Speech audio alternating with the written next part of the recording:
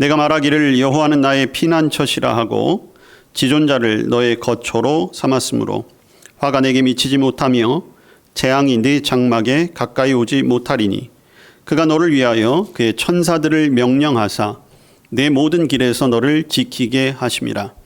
그들이 그들의 손으로 너를 붙들어 발이 돌에 부딪히지 아니하게 하리로다. 내가 사자와 독사를 밟으며 젊은 사자와 뱀을 발로 누르리로다. 하나님이 이르시되 그가 나를 사랑한즉 내가 그를 건지리라. 그가 내 이름을 안즉 내가 그를 높이리라. 그가 내게 간구하리니 내가 그에게 응답하리라. 그들이 환난 당할 때에 내가 그와 함께하여 그를 건지고 영화롭게 하리라. 내가 그를 장수하게 함으로 그를 만족하게 하며 나의 구원을 그에게 보이리라 하시도다. 아멘. 누가복음 4장 1절에서 13절까지 말씀입니다. 한 절씩 교독하시고 13절은 합독하겠습니다. 예수께서 성령의 충만함을 입어 요단강에서 돌아오사 광야에서 40일 동안 성령에게 이끌리시며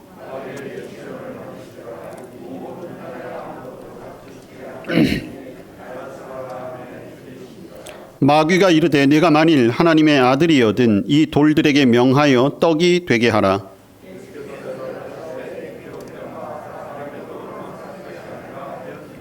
마귀가 또 예수를 이끌고 올라가서 순식간에 천하 만국을 보이며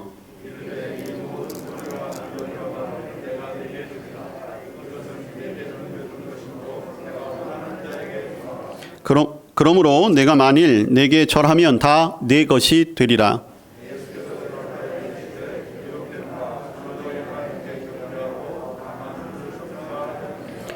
또 이끌고 예루살렘으로 가서 성전 꼭대기에 세우고 이르되 내가 만일 하나님의 아들이여든 여기서 뛰어내리라.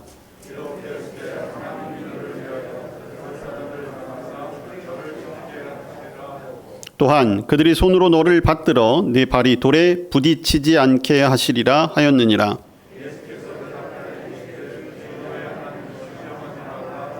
감사합니다. 마귀가 모든 시험을 다한 후에 얼마 동안 떠나니라. 아멘. 네, 오늘은 시편의 말씀과 누가복음 4장의 말씀을 통해서 정답은 말씀에 있다라는 제목으로 은혜를 나누고자 합니다. 사순절 시작되었습니다. 사순절은 부활주일까지 이제 주일을 제외하고 40일간 지키게 됩니다. 40일을 지킨다고 해서 사순절이에요. 주일은 주님이 부활하시긴 날이기 때문에 이 사순절 기간에 있다 할지라도 그 숫자에서는 빼게 됩니다. 우리를 구원하시기 위해서 예수님께서 겪으신 고난을 기억하고 또 부활을 소망하는 절기지요. 자, 부활절이 먼저 정해지고 사순절을 지킵니다. 이것도 의미가 있습니다. 부활을 경험하기 위해선 반드시 고난과 죽음이 있어야 한다는 것이죠. 저와 여러분이 그리스도 안에서 참다운 삶을 살기 위해서도 마찬가지입니다. 나의 죽음을 경험해야 합니다. 그리고 그 죽음 후에 있을 부활의 소망을 가져야 하는 것이지요. 우리가 이 사순절 기간 동안 그래서 죽는 훈련을 하는데 우리가 죽는 훈련은 다른 것이 아니라 하나님의 뜻에 조율해가며 사는 삶을 훈련하는 거예요. 조율한다는 것은 맞춘다는 것이지요. 내 뜻이 아니라 하나님의 뜻에 맞추어 살아가는 삶, 그 훈련의 기간인 것입니다. 그래서 우리는 다른 때보다 더욱 경건하게, 거룩하게, 작정하고 그러한 일들을 진행하기 위해서 회개하고 기도하고 때로는 절제하기도 하고 금식을 하기도 하고 그리고 말씀을 묵상하는, 그래서 그 가운데 고난의 길을 걸어가셨던 예수님의 모습을 기억하고 그 은혜에 감사하며 보내는 시간이 되어야 하는 것이죠. 사순절은 교회력에 따라 늘 예수님께서 시험을 받으신 이야기로부터 시작을 합니다. 올해는 교회력에 따라 누가복음에 나오는 예수님의 시험에 관한 본문이 택해졌습니다. 자, 예수님께서 시험을 받으시다. 그런데 사실 예수님이 시험을 받으신다라고 하는 것은 좀 이해가 되지 않는 측면이기는 해요. 하나님이시잖아요, 예수님이. 근데 사탄에게 시험을 받으신다?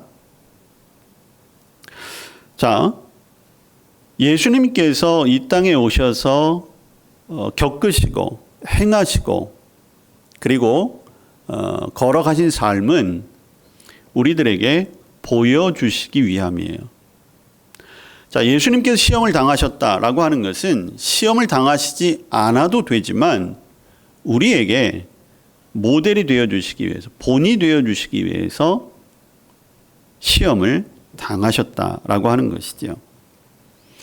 자, 우리는 그냥 이 본문을 그저 예수님이 당하신 시험 이렇게 이야기하지만 잘 아시는 대로 시험에는 몇 가지 의미가 있지요.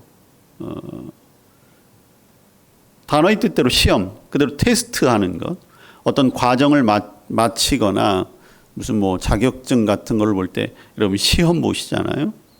그런 테스트로서의 시험이 있고 또 한 가지 의미는 연단으로서의, 그러니까 훈련, 연단 뭐 이런 것들로의 시험도 있어요. 그리고 또 한편으로는 유혹이라는 의미도 담겨져 있죠. 예수님께서 주기도문에 보시면 우리를 시험에 들게 하지 마옵시고 우리를 시험에 빠지지 않게 하옵시고, 여기에서의 시험은 어떤 테스트나 연단이 아니라 유혹에 빠지지 않게 해 주옵소서, 그런 의미가 더 담겨져 있어요. 오늘 예수님께서 우리가 시험 당하셨다라고 하는 것에는 사실 이 세 가지 의미가 다 담겨져 있다고 할 수가 있습니다. 오늘 누가복음 본문 4장을 읽었는데 먼저 4장 1절 말씀을 보시면 예수께서 성령의 충만함을 입어 요단강에서 돌아오사 광야에서 40일 동안 성령에게 이끌리시며 마귀에게 시험을 받으시더라, 이렇게 돼 있어요. 사실은 1절과 2절에서도 우리는 몇 가지 의문과 질문을 할 수가 있어요. 첫 번째는 예수님이 왜 시험을 당하실까? 왜 예수님이 연단을 받으셔야 될까? 예수님이 무슨 유혹에 빠지실까? 두 번째로는 근데 하필이면 왜 성령이 충만할 때 그랬을까? 그리고 또 한 가지 재미있는 것은 이 모든 것의 설계자가 하나님이시라는 거예요. 이 시험의 시작은 성령님께서 시작하셨다는 거죠. 마귀가 시작한 게 아니에요. 1절에 보시면 성령에 이끌리시며 이렇게 돼 있어요. 하나님의 계획에 따라 지금 예수님은 테스트 받기도 하시고 연단의 과정을 겪기도 하시고 유혹에 직면하신 거예요. 오늘 누가복음에는 이끌려 이렇게 번역이 되어 있지만 마가복음에 보면 성령이 예수를 몰아내셨다라는 표현을 쓰고 있어요. 아주 더 강한 표현을 쓰고 있죠. 자, 여러분, 마귀, 흔히 사탄이라고도 하잖아요. 그 이름의 뜻이 무엇입니까? 여러 가지 의미가 담겨 있어요. 비방하는 자, 대적하는 자, 유혹하는 자, 거짓말하는 자, 혹은 고자질하는 자, 이런 의미가 담겨져 있어요. 그러니까 나쁜 의미는 다 담겨져 있죠. 이 마귀, 사탄이라는 뜻에는 마귀의 목적은 한 가지예요. 그 이름에 담겨져 있는 것처럼 하나님과 사람들 사이를 비방하거나 고자질하거나 이간질해서 멀어지게 하는 거예요. 하나님과 멀어지게 하는 것이 마귀가 하는 일이에요. 그래서 결국 어떻게 합니까? 영원한 죽음에 빠뜨리는 것. 자, 마귀의 이런 속성을 알면 성령이 충만할 때 시험이 오고 유혹이 오는 게 당연한 거예요. 왜 그렇습니까? 성령이 충만하다는 것은 다른 말로 이야기하면 하나님과 가깝다는 거잖아요. 마귀는 그 꼴을 볼 수가 없거든요. 어떻게 해서든지 하나님과 가깝게 지내는 것을 막아야 하니까. 자, 그런 면에서 보면 여러분들의 삶이 너무 평탄하다? 조심해야 돼요. 여러분들의 삶에 시험이 없다? 유혹이 없다? 조심해야 합니다. 왜냐하면 그대로 두면 마귀가 원하는 대로 하나님과 멀어지다가 결국엔 영원한 죽음에 빠지게 된다는 거예요. 왜? 인간은 그냥 놔두면 마귀가 원하는 길로 갈 수밖에 없어요. 근데 거기에 하나님이 그러면 안 되니까 자꾸만 우리에게 은혜를 주시거든요. 그러니까 은혜가 크면 클수록 어쩌면 시험과 연단과 유혹도 크게 될 수밖에 없는 거예요. 결국 이 시험을 진행하는 자는 사탄 마귀이지만 결국엔 하나님이 하시는 것이다. 그런데 마귀는 어떻게든지 사망에 이르게 하려고 하고 영원한 죽음에 빠뜨리려고 하는 거지만 하나님의 목표는 다르죠. 하나님의 목적은 이 시험과 유혹 그리고 이런 어떤 연단에 직면했을 때 이기게 하심으로 더욱 하나님께 가까이 하고 그리고 하나님이 예비해 놓으신 영원한 생명과 축복에 이르게 하기 위해서이다는 것입니다. 우리가 이것을 잘 깨달아야 돼요. 그러니까 우리가 이 땅에서 당하는 시험, 연단, 어떤 유혹 이런 것들의 본질을 분명하게 알아야 이길 수 있는 거예요. 여러분 마귀는요. 우리를 속이는데 최적화됐어요. 그것만 연구했기 때문에 도무지 따라갈 수가 없습니다. 마귀가 거짓말하고 사람들을 속이고 사람들을 유혹하는 역사는 아담과 하와 때부터 지금까지 시작되고 있어요. 계속되고 있어요. 여러분 그러니 그 기술력이 얼마나 높겠습니까? 상상을 초월해요. 그리고 사탄 마귀는 정확하게 맞춤형이에요. 평균적으로 뭐 대강 절대로 그렇지 않아요. 한 사람 한 사람에게 정확하게 맞춤형으로 나와요. 여러분 요새는 가전제품도 맞춤형으로 다 주문해서 하시잖아요. 그전에는 공장에서 만들어 놓으면 그걸 가지고 그냥 집에 와서 공장 매뉴얼대로 쓰는 거였는데 요새는 그렇지 않더라고요. 돈이 좀 더 들어가더라도 자기 편리한 대로 자기가 살 집, 어떤 자기의 취향에 맞춰서 맞춤형으로 다 나오잖아요. 자동차 같은 것도 마찬가지 아니에요? 근데 사탄 마귀는 친절하게도 우리의 요구 없이도 우리의 취향, 우리의 성향, 우리의 감정 너무나 잘 알아요.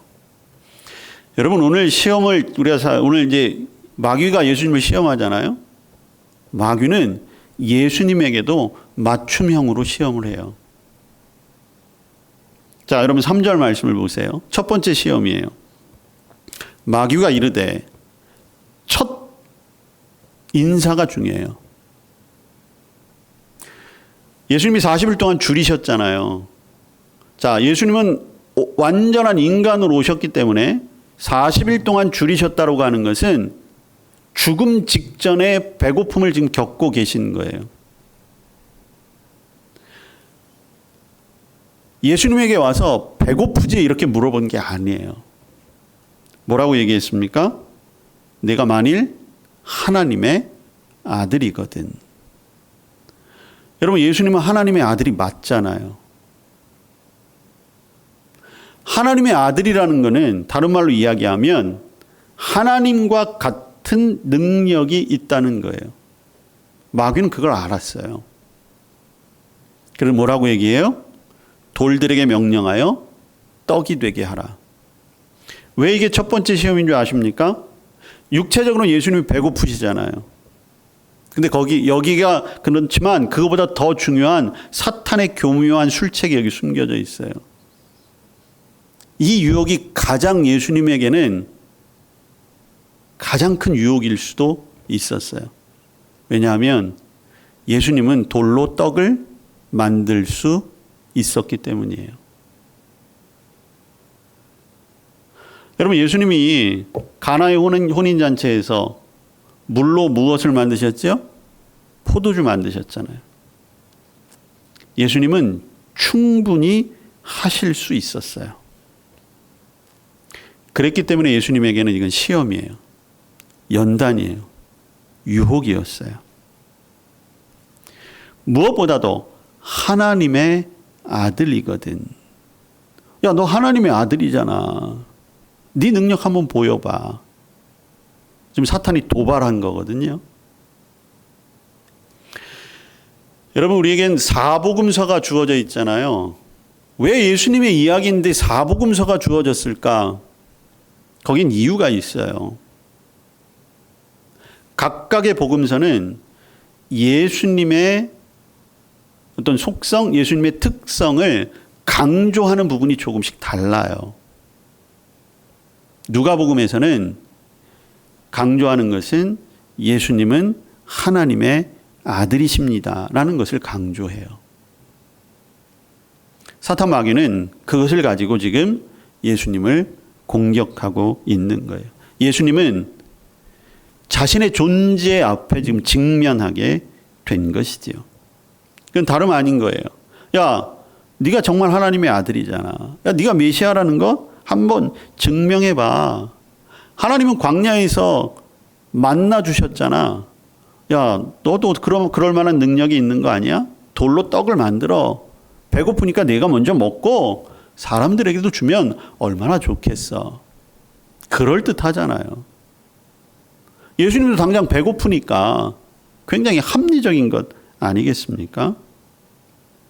그런데 여러분, 하나님의 아들로서 하나님과 같은 능력이 있지만 예수님은 하나님의 아들로서 반드시 지켜야 할 것이 하나 있었는데 그것은 하나님의 뜻에 절대적으로 순종해야 한다는 거예요. 지금 예수님이 만약 돌로 떡을 만든다라고 하는 것은 사탄은 교묘하게 하나님과 하나님의 아들이신 예수 그리스도와의 관계를 이간질하고 있는 거예요.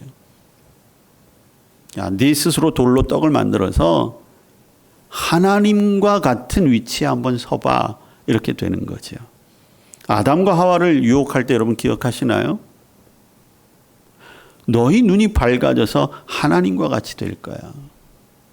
이거는 인간의 어떤 가장 깊은 내면에 있는 하나님께 도전하려는 그 마음에 대한 유혹이라는 거죠. 예수님이 그걸 아셨어요. 대답하시죠. 4절 말씀 보니까 사람이 떡으로만 살 것이 아니라 하였느니라. 이 말씀은 예수님의 말씀이 아니에요. 이것은 하나님이 주신 말씀이에요. 신명기 8장 3절에 기록된 말씀은 예수님은 그대로 인용하셨어요. 즉 마귀와 사탄의 유혹, 시험, 연단을 이길 수 있는 것은 하나님의 말씀 외에는 없다는 것이죠. 예수님은 하나님의 아들이 분명하셨습니다. 그러나 하나님의 아들의 능력을 하나님의 뜻에 합당하지 않은 방법으로 월권적으로 사용하지 않으셨어요.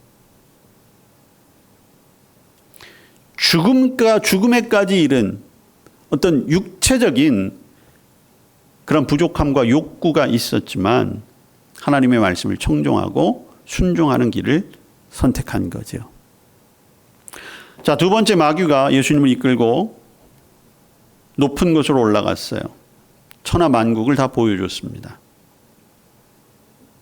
그러면서 6절에 보면 이 모든 권위, 영광을 내게 줄 수 있어.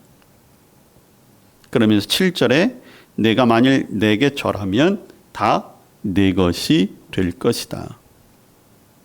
근데 여러분 이것도 말이 안 되는 얘기를 그럴듯하게 지금 얘기하고 있는 거예요. 왜 그렇습니까? 천하 만국의 주인은 사탄 마귀가 아니에요. 하나님의 것이에요. 그럼 당연히 하나님의 아들의 것이기도 하지요. 그런데 여러분, 예수님은 이 땅에서 영광 받기 위해 오신 분이 아니세요. 섬기고 사랑하고 죽기 위해 오셨지요. 예수님은 이 세상을 구원하시기 위한 것이지 경배의 대상으로 오신 것이 아니었다는 것이죠. 세상 권력에 취해 이 땅을 다스리는 자로 오시는 분이 아니었다는 거예요. 여기에는 예수님께서 분명하게 대답하시잖아요. 8절 말씀해 보시면 주 너의 하나님께 경배하고 다만 그를 섬기라. 이것도 역시 마찬가지. 신명기 말씀을 그대로 말씀하고 있습니다. 하나님만 경배의 대상이다. 마귀에게 절하거나 마귀의 방식대로 하지 않은 거지요. 자, 세 번째 시험입니다. 성전 꼭대기에 데리고 올라갔어요. 마태복음과는 사실 순서가 조금 달라요. 마태복음에는 두 번째, 세 번째 순서, 누가복음과 차이가 있습니다. 자, 누가복음의 증언에 따르면 예수님이 계속 말씀으로 사탄 마귀를 대적하잖아요. 그랬더니 이번에는 어떻게 하느냐. 이 사탄 마귀도 제가 말씀드렸잖아요. 교묘하다고, 집요하다고. 말씀으로 예수님을 유혹해요. 자, 세 번째 시험이 무엇입니까? 야, 성전에서 한번 뛰어내려봐. 내가 하나님의 아들이면 야, 하나님이 그냥 내버려 두겠어? 그러면서 10절에 이렇게 마귀가 이야기해요. 기록되었으되 하나님이 너를 위하여 그 사자들을 명하사 너를 지키게 하시리라 하였고, 기록되었다는 것은 어떤 의미예요? 성경에 기록되었다는 거예요. 이 말씀이 어디 기록되었어요? 오늘 우리 구약의 본문 시편 91편 말씀을 읽었잖아요. 그대로 사탄이 지금 가지고 와서 예수님께 이야기하는 거예요. 그러면서 11절에 뭐라고 얘기합니까? 야, 말씀에 그렇게 기록되었잖아. 하나님이 보내신 사자들이 와서 너를 손으로 받아주지 않겠어? 이렇게 이야기하는 거죠. 자, 돌로 떡을 만들어라. 거기에도 하나님의 아들이거든. 이 세 번째 유혹에서도 하나님의 아들이거든. 사탄 마귀는 예수님을 유혹하기 위해서 심지어 성경 말씀도 인용하고 있어요. 대단한 거죠. 상황과도 너무 절묘하게 맞아 떨어져요. 그리고 이 말씀처럼 되지 않겠습니까? 되지요. 하나님의 사람들을 하나님이 당연히 지키시죠. 그건 하나님이 하신 약속이니까요. 그런데 이것은 사탄의 왜곡이에요. 여러분, 사탄은 자신의 목적을 수행하기 위해서는 하나님의 말씀마저도 왜곡하고 의혹을 제기하게 해요. 의심을 품게 해요. 여러분, 이단들이 왜 이단입니까? 하나님의 말씀을 왜곡하는 자들이에요. 결국 그들은 사탄이에요. 그들은 마귀예요. 이단들은 결국 모든 사람들을 죽음에 이르게 하는 것밖에는 되지 않는다는 거지요. 끊임없이 의문을 품게 하잖아요.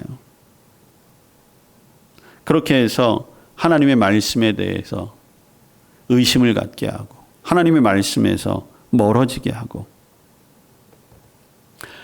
그러나 예수님은 이런 함정에 빠지지 않으십니다. 자, 12절에 예수님이 대답하시잖아요. 주 너의 하나님을 시험하지 말라 하였느니라. 이 말씀 역시 신명기의 말씀이에요. 말씀을 왜곡하여 도전했지만 예수님은 말씀으로 그 시험을 이겨내셨습니다. 교묘한 유혹이라는 것을 예수님이 아셨던 것이지요. 여러분, 하나님은 시험의 대상이 아니에요. 오늘날 저와 여러분이 자꾸만 하나님 시험하려고 해요. 내 믿음을 가지고 자꾸 하나님을 시험하려고 합니다. 내 삶을 어떻게 인도하시는지 내가 한번 보리라.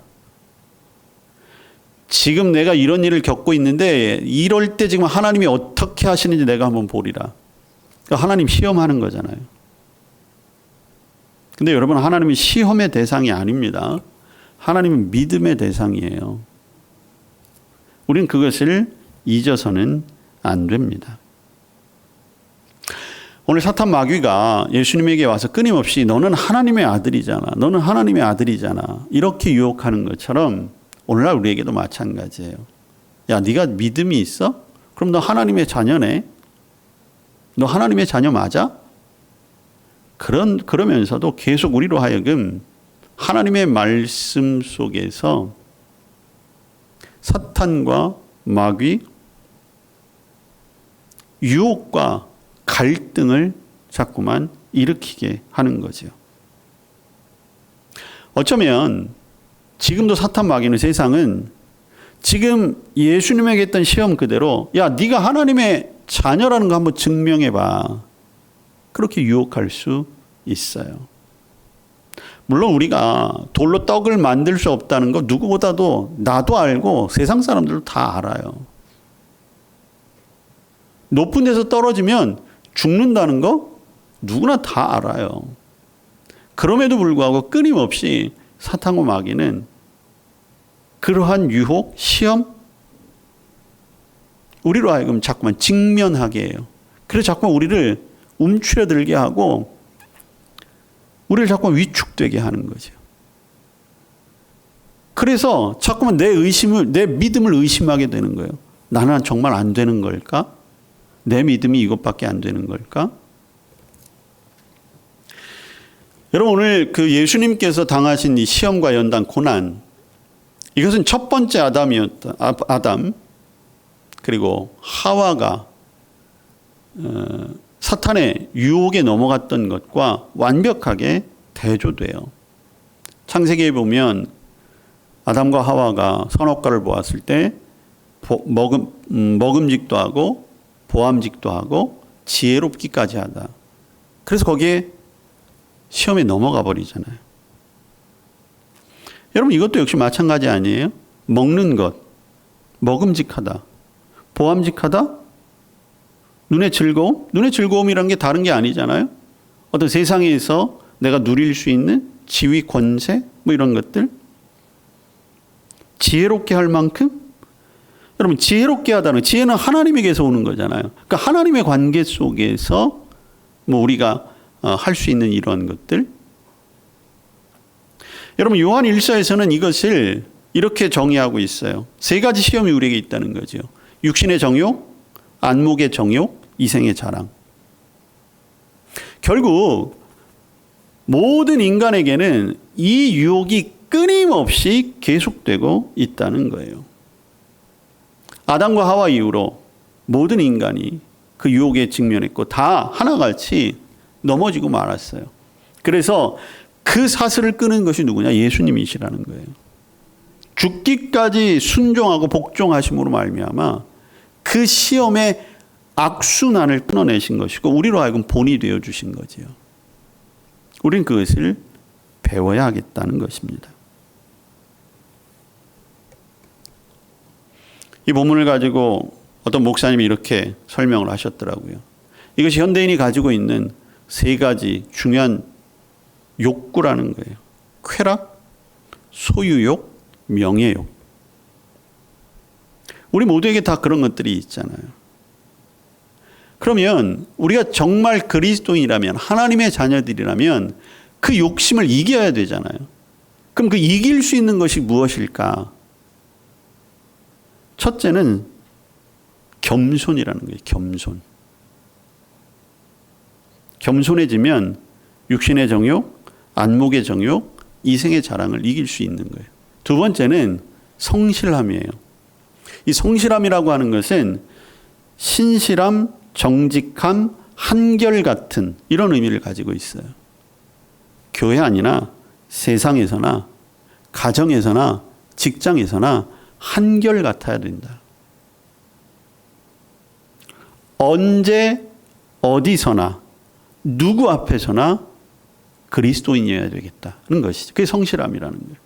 세 번째는 베푸는 삶이 되어야 한다는 거예요. 여러분, 욕심이라는 게 그 근원이 어디에 있습니까? 나만이거든요. 내 것. 그런데 예수님처럼 주는 삶. 그래서 예수님이 주는 것이 받는 것보다 더 복되다고 말씀하셨잖아요. 그럴 때 우리의 삶이 더 풍성해질 수 있는 것입니다. 여러분, 예수님이 시험 받으신 곳은 광야였어요. 광야. 광야라고 하면 황량하고 거칠고 아무것도 없고, 야, 정말 시험 받을 만한 곳이다, 그렇게 생각이 들 수 있겠지만, 근데 여러분, 우리가 깊이 묵상해 보면 차라리 광야는요, 시험에서 이길 수 있는 조건이 더 좋아요. 왜? 주변에 아무것도 없으니까 하나님만 의지할 수 있어요. 근데 여러분, 흔히 성도가 살아가는 세상을 광야에 비유하거든요. 근데 우리가 사는 세상은요, 너무 뭔가 많아요. 하나님만 바라보기에는 최악의 조건이에요. 거기에서 끊임없이 우리의 쾌락을 자극하고, 우리로 하여금 소유욕을 갖게 하고, 거기에서 명예욕에 탐닉하게 하는 것이죠. 여러분, 이 세상 속에서 그래서 우리는 끊임없이 질문하고 끊임없이 묵상해야 하는 거예요. 하나님, 이런 세상에서는 정말 하나님 아니면 안 되겠습니다. 여러분, 그 질문에 대한 답을 오늘 예수님이 우리에게 가르쳐 주시는 거예요. 오늘 주님의 말씀 속에 그 답이 다 기록되어져 있는 것입니다. 여러분, 이 모든 시험의 설계자가 제가 하나님이라고 말씀드렸잖아요. 왜 그런 줄 아십니까? 비록 성령에 이끌려서, 성령이 내몰아서 예수님이 광야에서 홀로 시험 받으신 것 같지만 아니에요. 그 모든 순간에 성령님이 함께 계셨어요. 시험의 순간, 연단의 순간, 유혹의 순간, 하나님은 우리와 함께 하십니다. 오늘 다시 시편의 말씀을 제가 읽으면서 설교를 마치려고 합니다. 오늘 14절 이하에 보면 분명히 이렇게 말씀하고 있어요. 하나님이 이르시되 그가 나를 사랑한즉 내가 그를 건지리라. 시험과 연단과 고통 속에서 우리를 건지시는 분이세요. 내 이름을 안즉 내가 그를 높이리라. 내가 아무리 애를 써도 우리는 높여질 수 없어요. 하나님이 높여주셔야 합니다. 간구하면 응답하신다고 했어요. 환난 당할 때 함께 하신다고 했어요. 함께 하셔서 건지실 뿐만 아니라 영화롭게 하신다는 거예요. 여러분, 진흙탕 같은 데 빠지면 건져내도 그걸로 끝이 아니잖아요. 닦여야 되잖아요. 갈아입혀야 되잖아요. 마른 땅에 세워야 되잖아요. 거기까지 하나님이 하시는 것입니다. 내가 그를 장수하게 함으로 만족하게 하시고 구원을 그에게 보이리라. 시험과 연단과 유혹에 말씀으로 승리하고 말씀으로 설 때, 물론 우리의 힘으로 되는 것 아니에요. 아까도 말씀드렸지만 사탄 마귀는 우리를 넘어뜨리는데 최대의 능력을 가진 존재예요. 내 개인적으로 절대로 이길 수 없어요. 성령이 충만해야 해요. 성령의 이끌림을 받아야 하는 것입니다. 저와 여러분이 하나님의 자녀라는 것 잊지 마십시오. 고통과 연단과 유혹의 순간에 하나님이 저와 여러분을 지키실 것입니다. 그때 우리가 할 일은 한 가지예요. 말씀만 기억하고 말씀만 의지하면 되는 것입니다. 우리에게 닥쳐올 많은 시험과 환난과 유혹은 여전히 있습니다. 언제 어떻게 우리를 공격할지 모릅니다. 어쩌면 지금도 공격당하고 있는 분이 있을지 모르겠습니다. 오늘 예수님의 모습을 기억하시며 예수님께서 가르쳐 주신 그 정답을 통해 승리하시고 또 이 땅을 사는 동안 또 영원한 하나님 나라에 이르기까지 하나님의 자녀로서의 그 은혜와 축복을 누릴 수 있기를 기원합니다. 아멘. 기도하겠습니다. 말씀 주신 것 감사합니다. 주님 걸어가신 길을 따라가는 사순절 되게 하시고 우리 앞에 있는 시험과 고난과 연단과 유혹 속에서도 하나님 주신 말씀으로 이기게 하여 주시옵소서. 예수님 이름으로 기도합니다. 아멘.